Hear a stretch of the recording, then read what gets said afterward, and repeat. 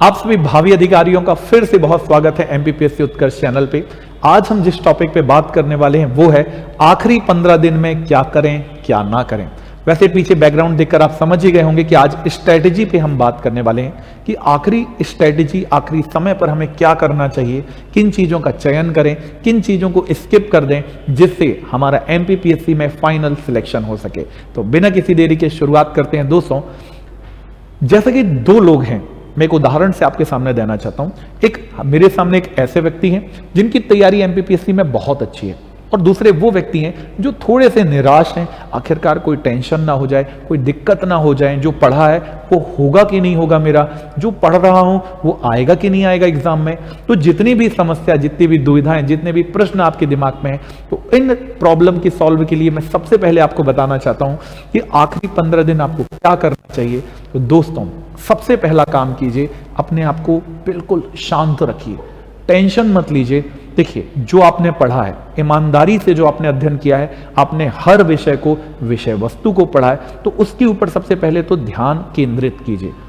आपने जो पढ़ा उस पर फोकस यदि आप हैं तो आप देखिएगा आने वाले समय में जो आपके सामने जब पेपर आएगा तो आप उस पेपर को बहुत कूल डाउन होकर यदि आप पढ़ रहे हैं, उसके प्रश्न को यदि आप सही पढ़ रहे हैं, तो देखिए सब चीजें आपके लिए सही होती हुई नजर आएंगी। तो सबसे पहले क्या करना है, अपने आप को बिल्कुल शांत रखना है, बिल्कुल घबराना नहीं है कि अरे प्री का फाइनल पेपर होने वाला है, कोई दिक्कत ना हो। कोई दिक्कत नहीं होगी।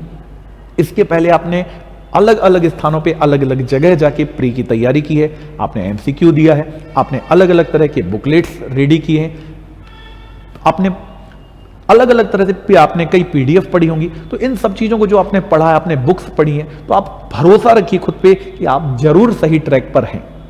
इसके अलावा आपको क्या करना है आखिरी समय में, तो सबसे इंपॉर्टेंट जो लोग गलती करते हैं ना दोस्तों, वो ये है कि लास्ट समय में कोई नई चीज मिली, उस नई चीज को पढ़ने में लग जाते हैं। कि किसी दोस्त ने आके कहा भाई इस चीज को पढ़ ले, बहुत इंपॉर्टेंट आई है, अरे भाई इस चीज को पढ़ ले, बहन तू इसको पढ़ ले, देखना तेरे को कोई रोक नहीं पाएगा। तो बिल्कुल भी ये गलती नहीं करनी है जो अधिकांश लोग कर देते हैं।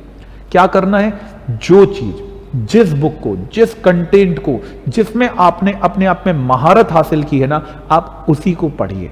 ऐसा क्यों, मैं आपको एक उदाहरण से पेश करता हूं।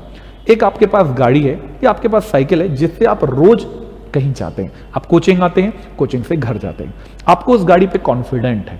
बट सोचो लास्ट दिन, जिस दिन आपको बोला गया कि इस दिन आपको सही टाइम पे पहुंचना है, पर एक कंडीशन चेंज कर दी गई, आपसे कहा गया ये गाड़ी चेंज करनी पड़ेगी, आपको एक नई गाड़ी दे दी गई। तो आप मुझे बताओ, क्या नई गाड़ी के बाद भी आप उस कॉन्फिडेंट में रहेंगे, आप उस कॉन्फिडेंस में रहेंगे अंदर से कि नहीं बिल्कुल परफेक्ट रहूंगा मैं? ऐसा पॉसिबल नहीं है, क्योंकि आप जिस चीज का बार बार उपयोग करते हैं ना, आपको इसमें कॉन्फिडेंस रहता है कि ब्रेक कब लगेगा, क्लच कब दबाना है, हॉर्न कैसे लगता है, किस तरह से इस गाड़ी को काटा जाता है। सेम वही परीक्षा है आपकी प्रीलिम्स। जो आपने पढ़ा, जितना पढ़ा है, बस उस पर भरोसा कीजिए। अब समय वो आ गया है जिसमें अब नई चीजों को हम ग्रैब नहीं करेंगे। जितनी चीजें आपने अभी तक पढ़ी हैं, बस उसी को डे बाय डे अब आपको रिवीजन करते जाना है दोस्तों। इसके लिए सबसे पहला काम क्या करें, तो इसके लिए सबसे पहला काम करें, आप प्रीवियस ईयर के क्वेश्चन लगाइए, पीवाईक्यू लगाइए। इससे क्या होगा, प्रीवियस ईयर के ट्रेंड आपको पता चलेगा, ट्रेंड में आप कितने क्वेश्चन कर पा रहे हैं, क्योंकि उसी लीग से आते हुए क्वेश्चन एग्जाम में देखे जा रहे हैं, ये एनालिसिस कहता है। तो पीवाईक्यू जरूर लगाइए, जितने ज्यादा हो सकते हैं उतने लगाइए। साइट्स पर फ्री अवेलेबल हैं, एमपीपीएससी की साइट से जाकर लगाइए। और भी पीसीएस की यदि कोई आपके पास है, किताब है, नोट्स हैं, उसको लगाइए। आप पुरानी पुस्तकों को लगा सकते हैं, घटना चक्र जैसी बहुत सी पुस्तकें आती हैं जो पुराने प्रीवियस ईयर क्वेश्चंस के बारे में बताती हैं। आप उससे पढ़कर अपनी चीजों को और डीप में जाकर और स्टडी को अपनी प्रखार कर सकते हैं। दूसरा काम क्या करना है, माइंड मैप्स। आपने पढ़ा है, जरूर पढ़ा है, भरोसा है हमें, तो जो आपने पढ़ा है इसके लिए आप माइंड मैप्स बनाए होंगे। उन माइंड मैप्स को जितना ज्यादा हो सकता है उतना ज्यादा उनको पढ़िए, क्योंकि अब वो समय नहीं रहा कि अब मैं साइंस एंड टेक की आप पूरी किताब को पढ़ लें, आप एक्ट में पूरे आयोग एक साथ फटाफट पढ़ लें, आप ज्योग्राफी पूरी पढ़ लें। आप माइंड मैप्स बनाए होंगे। और यदि अभी आपने नहीं बनाया है तो अगली बार से ध्यान रखिएगा कि मेंस में जब आपकी एंट्री हो तो आप उसके लिए पहले से माइंड मैप्स बनाएं, उसकी समरी नोट्स जरूर बनाएं, जिससे आप लास्ट समय में क्या कर सकते हैं, रिवीजन कर सकते हैं। कई बार मल्टीपल टाइम आप इसका रिवीजन कर सकते हैं। तो ध्यान रखिएगा क्या करना है, माइंड मैप्स का यूज करिए। इससे होगा ये, आपकी जो गति है, आपके पढ़ने की स्पीड है, वो बहुत तेज होने वाली है दोस्तों। तीसरा काम क्या करना है, तीसरा काम आपको यह करना है कि जो भी आप करंट अफेयर्स, चूंकि देखिए एमपीपीएससी में ये जरूर आप कह सकते हैं कि सर इससे बहुत क्वेश्चन तो नहीं आते, पर बताओ दोस्तों, लास्ट ईयर पे आपने देखा एमपीपीएससी ने लीक से बदलते हुए क्वेश्चन को कथन और कारण में पूछ लिया। तो जब कथन और कारण पूछा, उसके बाद पढ़ना है या उसके पहले से पढ़ना है? तो सोचकर देखिए, करंट अफेयर को यदि आप पहले से तैयार रख रहे हैं तो जब यदि ट्रेंड बदला, यदि इस साल ट्रेंड बदला और करंट अफेयर के क्वेश्चनों की संख्या बढ़ गई, तो लोग उसमें जब तुक्का लगा रहे होंगे, तो हमारे उत्कर्ष परिवार के जितने भी अधिकारी हैं, भावी अधिकारी हैं, ये इसमें कॉन्फिडेंस से इसका हल निकाल रहे होंगे। लगातार उत्कर्ष की विभिन्न क्लासों में अलग अलग आपने देखा होगा, इसमें अर्धवार्षिकी, वार्षिकी, अलग अलग करंट अफेयर्स की क्लासें लगातार ली जाती हैं। अवनीश सर द्वारा ली गई, कुमार गौरव सर के द्वारा ली गई, और विभिन्न विद्वान शिक्षक करंट अफेयर और उससे रिलेटेड प्रश्न आपके सामने हमेशा लेकर आते हैं। तो उनको भी आप रिवीजन कर सकते हैं 1x में, 1.5x में, 2x में देखिए, और इसको अपने आप को और भी अच्छा हेडफोन लगाइए और अपने काम को करते हुए इसको सुनते रहिए। इसमें देखने की कोई जरूरत है ही नहीं, इसमें आपको सुनना है, कंटेंट को याद करना है। और क्या करना चाहिए, तो भाई क्या करना है हमको लास्ट समय में, जैसे आपने कोई एफएलटी दी है, मान लेते हैं उत्कर्ष क्लास में आपने एफएलटी दी है, तो एफएलटी को आपने जब दिया होगा तो एफएलटी आप हल करे होंगे, हल करने के बाद आप इसे घर ले गए होंगे। तो मान लेते हैं कि जैसे इस क्वेश्चन का आंसर सी है, जो रॉन्ग आंसर आपने लगाया, तो आपने इसका रॉन्ग आंसर, जब आपको इसका डिटेल आंसर मिला, यूट्यूब में हमने उसकी डिटेल आपको डिस्क्रिप्शन दिया, चारों ऑप्शन के बारे में बताया, आपने यहां पर कुछ चीजें को और ऐड ऑन किया कि यहां पर 2 चीजें और हैं, यहां पर आपने कोई एक मैप बनाया, तो उन चीजों को जरूर आप पढ़ के जाएं। जितने भी आपने एफएलटी दिए हैं उन एफएलटीज को निकालिए, क्योंकि हर एफएलटी में आपको केवल एक क्वेश्चन नहीं मिलता, उसमें बहुत सारे डिटेल पॉइंट मिलते हैं, और उन डिटेल पॉइंट अलग अलग डायमेंशन की बात करते हैं।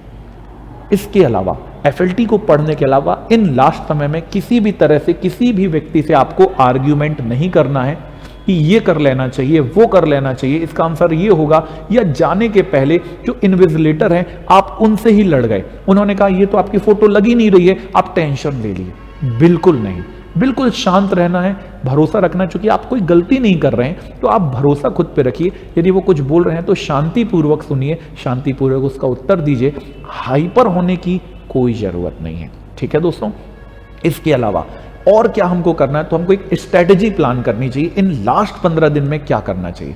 तो देखो दोस्तों, इन लास्ट 15 डेज के लिए हमको क्या करना चाहिए, इसको हम 2 पार्ट में डिवाइड कर लेते हैं। एक 8 डेज की बात करते हैं और लास्ट के 7 डेज का एक अलग प्लान हम रेडी करके रखते हैं।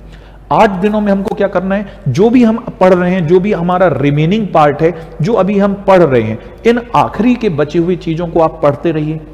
आप जो लगातार आपने कोई सिनॉप्स बनाए हुए हैं आप उनको पढ़ रहे हैं, आप कोई बुक पढ़ रहे हैं, अभी भी आपका कमीशन छूटा हुआ है, या आप कोई पॉइंट है जो आप सोच रहे हैं कि थोड़ा सा मुझे ये नहीं बनता है, तो अभी आप इन 8 दिनों में जो आपके अलग अलग 10 यूनिट है, इन 10 की 10 यूनिट के अलग अलग पार्टों को आप क्या करिए, पढ़ते रहिए। ये 8 दिनों के अंदर आपको ये क्या करके रखना है, कंप्लीट करके रख लेना है। 8 दिनों में जो भी 10 यूनिट के आपके पॉइंट बचे हैं, आप उनको किसी भी तरह से फटाफट पढ़ के उसको कंप्लीट करिए। फिर लास्ट में क्या करना है, ये जो बचे हुए 7 दिन हैं, इन 7 दिनों में आपको केवल और केवल क्या रखना है, इसका समरी रिवीजन रखना है। पूरा नहीं पढ़ना है कि आप बुक लेकर बैठ गए, आपको केवल समरी को पढ़ना है। आपने जो हैंड नोट्स बनाए हैं, शॉर्ट नोट्स बनाए हैं, कोई पीवाईक्यू लगा रहे हैं, इन चीजों पे आपको देखना है, जो लास्ट समय में देखना है। आप ऑक्सफोर्ड रख लीजिए, आप करंट की किसी चीज को सुन रहे हैं आप उनको देखिए, कौन कौन से बर्निंग इशू रहे उनके बारे में सुन लीजिए। ऐसी चीजों को सुनिए जिसमें आपको रिवीजन की जरूरत पड़ रही है। लास्ट समय तक उन चीजों पे और खुद पे भरोसा रखो, आपका भरोसा ही सब कुछ है एमपीपीएससी में दोस्तों। 10 की 10 यूनिट जो हैं एमपीपीएससी में, इनमें प्रेफरेंस क्या होना चाहिए? तो एमपी यूनिट 1 है art and culture, Madhya Pradesh की कला और संस्कृति, मध्य प्रदेश का भूगोल, मध्य प्रदेश में संवैधानिक जो निकाय हैं और अर्थव्यवस्था से संबंधित जो क्वेश्चन है। इन यूनिटों के अलावा यदि हम कमीशन को, आयोग के क्वेश्चन को इसमें जोड़ दें तो लगभग इन 4 की 4 यूनिट से मिलाकर लगभग 45% जो कवर क्वेश्चन का आते हैं वो कवर होते हुए नजर आते हैं। 40 से 50% क्वेश्चन इन्हीं एरिया से आते हुए नजर आते हैं। अब पुराना एनालिसिस हमने डाला हुआ, आप उसको भी देख सकते हैं। तो 4 की 4 यूनिटों पे हमको ज्यादा फोकस करना है दोस्तों, क्योंकि जो अलग अलग स्टेट से भी आने वाले लोग होते हैं वो बाकी चीजें तो बहुत अच्छे से कवर करते हैं, वो क्या नहीं कर पाते हैं, तो वो ये 4 चीजों को कवर बहुत अच्छा नहीं कर पाते हैं। तो दिल्ली से आने वाले, यूपी से आने वाले, राजस्थान से आने वाले, छत्तीसगढ़ से आने वाले जो विद्यार्थी होते हैं वो यहां पर पीछे होंगे और जहां आप उनको बीट कर पाएंगे। इसके अलावा इंफॉर्मेशन एंड टेक्नोलॉजी यूनिट 9 है, यूनिट 7 साइंस एंड एनवायरनमेंट है। इससे क्वेश्चन डायरेक्ट आते हैं और डायरेक्ट इसके हल होते हैं। तो डायरेक्ट चीजों को आपको इसके बाद अपने प्रेफरेंस में रखना चाहिए, इनकी पढ़ाई को, इस तैयारी को आपको रखना चाहिए। इसके बाद जो बड़ी बड़ी यूनिट है, जैसे यूनिट 4 ज्योग्राफी है, यूनिट 2 इंडियन हिस्ट्री है, कॉन्स्टिट्यूशन और इकोनॉमी की बात है, यूनिट 6 की बात है। इसके अलावा करंट अफेयर है। ये बड़े पार्ट हैं, इन पार्टों से जो बनता है, जो आपने अभी तक पढ़ा है वो बनेगा। और यदि वो नहीं बन रहा तो आप बहुत ज्यादा इसमें यदि आप लगे हुए हैं कि इसको पूरा एक बार फिर से रिवीजन कर लेते हैं, तो इनको फुल रिवीजन से अच्छा आप इन पर फोकस करिए, क्योंकि इसमें डायरेक्ट क्वेश्चन आते हैं, इसका डायरेक्ट सॉल्यूशन आप वहां निकाल सकते हैं। तो इस स्ट्रेटेजी को यदि आप फॉलो करेंगे ना तो आपको ज्यादा बेनिफिट मिलने वाला है। और क्या करें? तो भाई यूनिट वाइज अभी मौका है, अभी समय है। यदि रिवीजन हो चुका है आपका तो आप यूनिट वाइज क्या लगाते चलिए, एमसीक्यू लगाइए।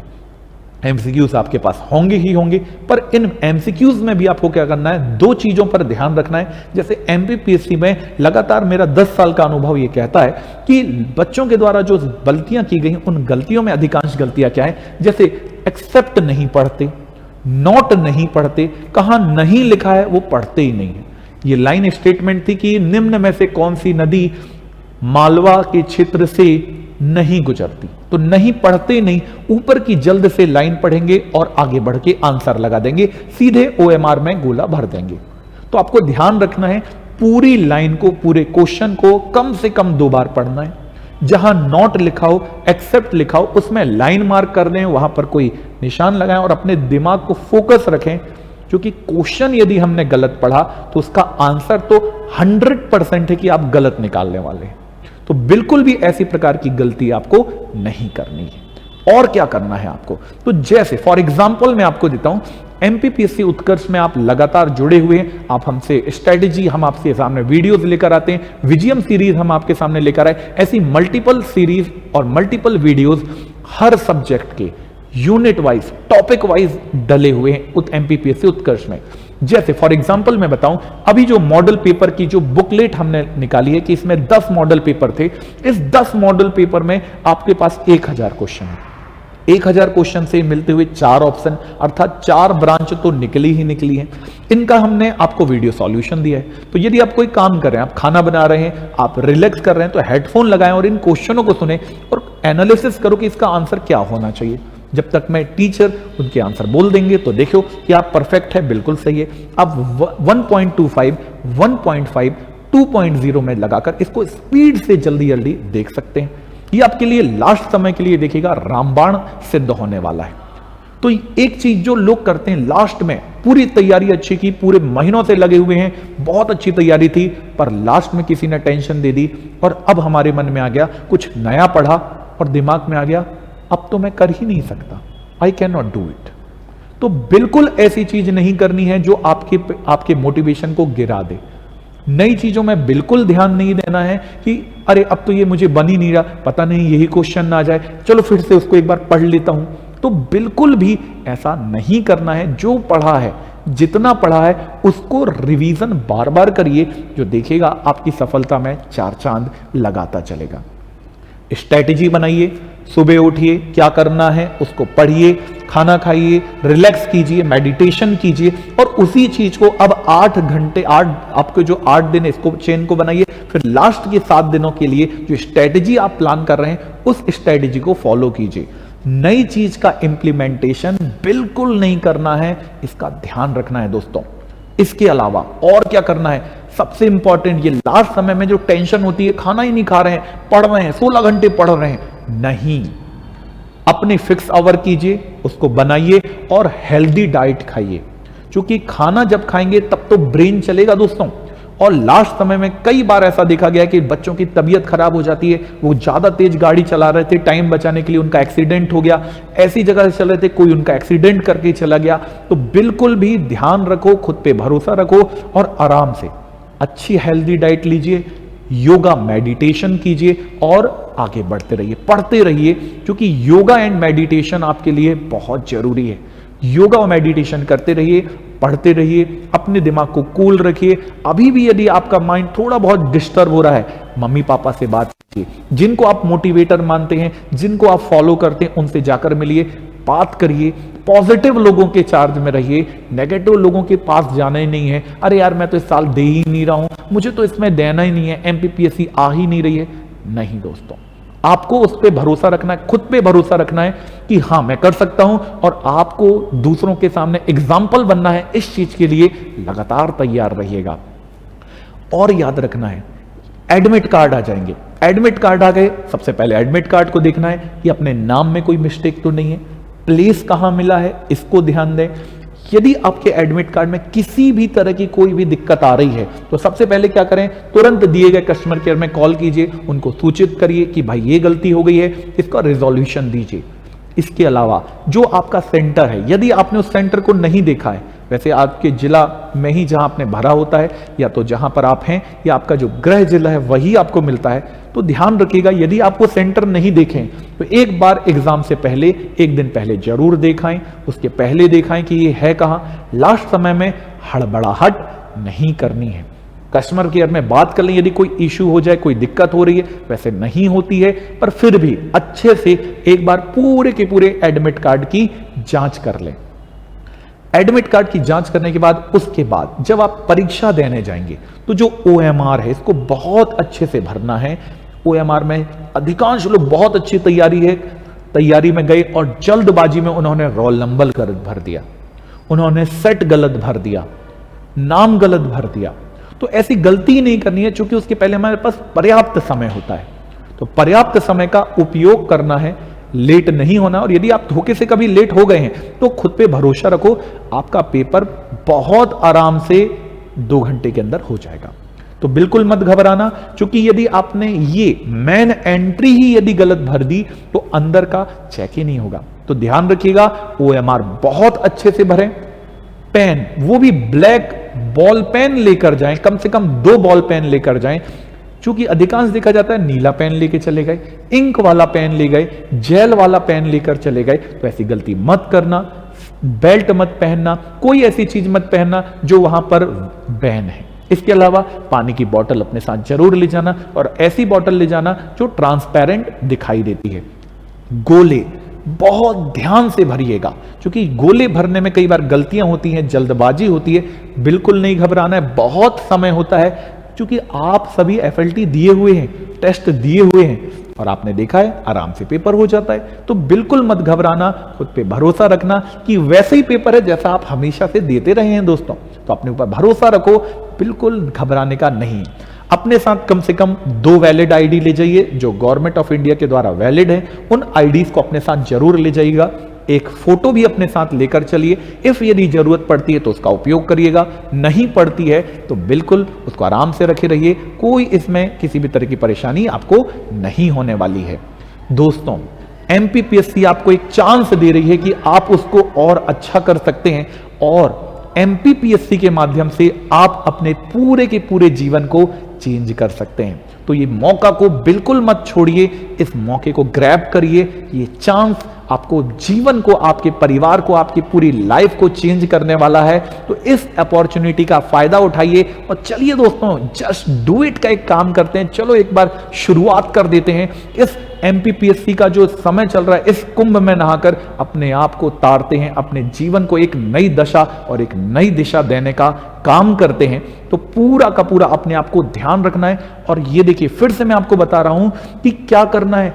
इस वर्ड को ढूंढना है, कहां लिखा, नहीं, नॉट, एक्सेप्ट, ये चीजों को ध्यान रखना है और क्वेश्चन को बहुत बारीकी से पढ़ना है।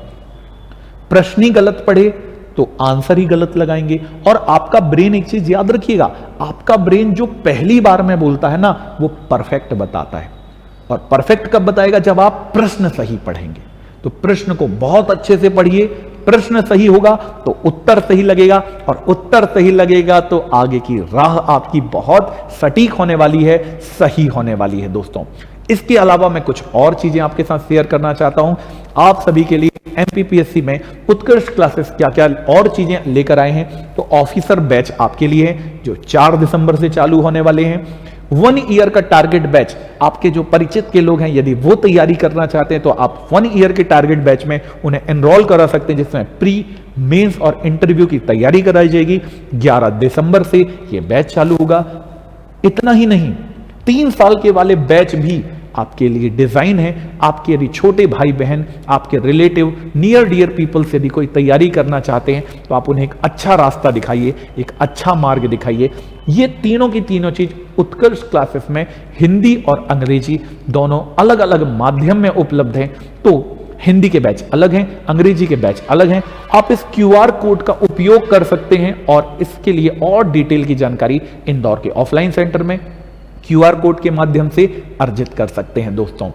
इसके अलावा आपके लिए प्रीलिम्स से रिलेटेड ये आपके लिए एक बुकलेट जारी की गई। यदि अभी तक भी आपने उसे नहीं लिया तो अभी भी मौका है आपके पास। ये 10 मॉडल पेपर हैं और इन बचे हुए 8 दिनों में इन 10 मॉडल पेपर को लगाइए, जिसमें 1000 प्रश्न हैं और जिससे जुड़े हुए असंख्य क्वेश्चन सभी शिक्षकों के द्वारा बताए गए हैं।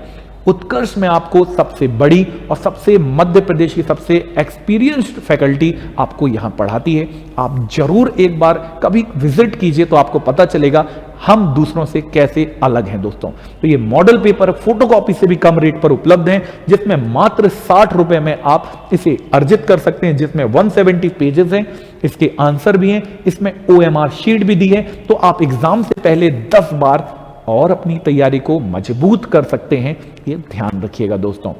तो जितनी भी चीजें थी मैंने आपको स्ट्रेटेजी के रूप में बताई है, अनुभव अपने शेयर किए हैं। मैं चाहता हूं बहुत जल्दी आप प्रीलिम को क्रैक करें, जल्दी से क्लियर करें, ताकि हम मेंस में पहुंचकर अब मेंस की स्ट्रेटेजी में इसी प्रकार के वीडियोस के माध्यम से आपके फ्रंट टू फ्रंट मिलकर आपके साथ और ये स्ट्रेटेजी को हम शेयर कर सकें। तो ध्यान रखिएगा, सही समय पर पहुंचना है, अपने पर भरोसा रखना है, माता पिता का आशीर्वाद लेना है, अच्छा खाना खाइए, अच्छी नींद लीजिए और लास्ट कम से कम 12 घंटे 14 घंटे पहले से पढ़ना बंद कर दीजिए।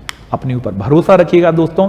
देखिएगा, आपको खुद पे भरोसा रखना है। आपका खुद पे किया गया भरोसा अंतिम समय पे सबसे महत्वपूर्ण साबित होगा और आपको अभी से एमपीपीएससी प्री के सिलेक्ट होने की, फाइनल सिलेक्ट होने की अभी से अग्रिम शुभकामनाएं। पूरे उत्कृष्ट परिवार आपके लिए बेस्ट विशेष देता है। और भी तरीके से हम आपके साथ जुड़े रहेंगे, आपके प्री, मेंस और इंटरव्यू में हम जुड़े रहेंगे। हम आपके लिए बहुत अच्छे पथ प्रदर्शक के रूप में जुड़े रहेंगे। बस आपको अभी ध्यान रखना है, खुद पे भरोसा रखना है। किसी भी तरह की प्रॉब्लम होती है तो ऑफलाइन सेंटर में आइए, हम सब आपके लिए हैं। कोई तरह की कोई दिक्कत हो तो जरूर हमसे संपर्क करें दोस्तों। Best of luck. जय हिंद, जय भारत।